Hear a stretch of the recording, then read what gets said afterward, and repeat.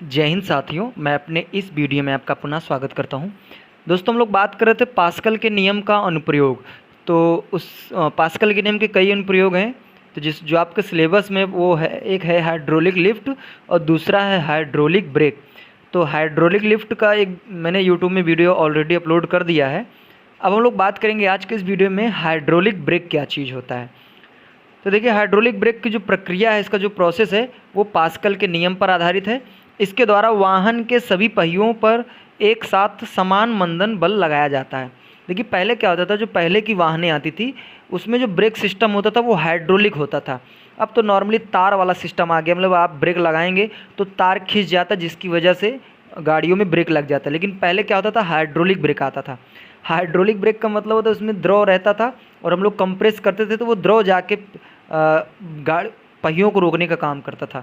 हालांकि भी मैं आपको इमेज में दिखाऊंगा, तो आइए समझते हैं। तो यहाँ पर मैंने बताया कि हाइड्रोलिक ब्रेक की जो प्रक्रिया वो पास्कल के नियम पर आधारित है और इसके द्वारा वाहनों की सभी पहियों पर एक साथ समान मंदन बल लगाया जाता है, यानी सभी पहियों को एक साथ रोका जाता है।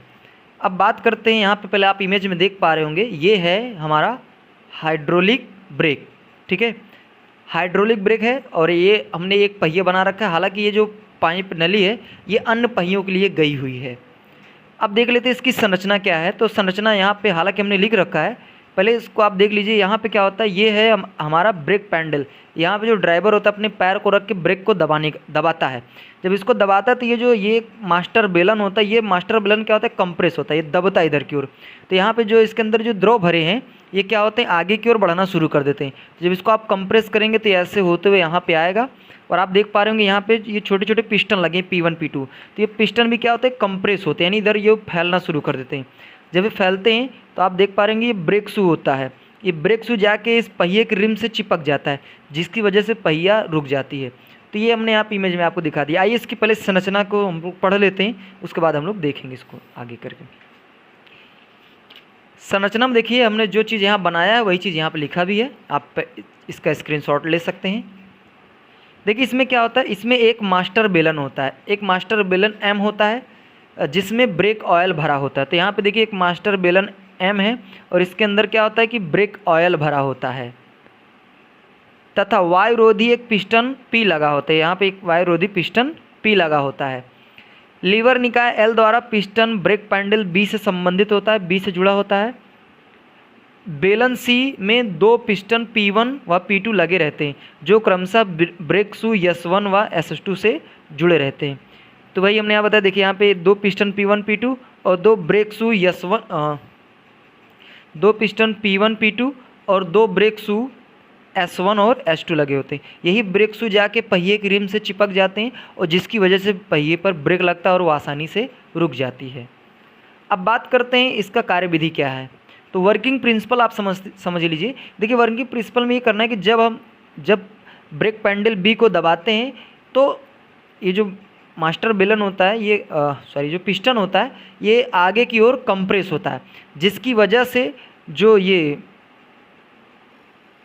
जो ब्रेक आयल होता है वो क्या होता है, आगे की ओर बढ़ता है और यह नली में प्रवेश करता है, जिसके कारण P1 और P2 में एक द्रव के कारण एक दाब लगता है, जिसकी वजह से इन दोनों पिस्टनों की दूरियां बढ़ती हैं और इनके दूरियों के बढ़ने से ही ब्रेक शू S1 या S2 में प्रसार होता है और ये जाके पहिए की रिम से चिपक जाते हैं, जिसकी वजह से वाहन रुक जाती है।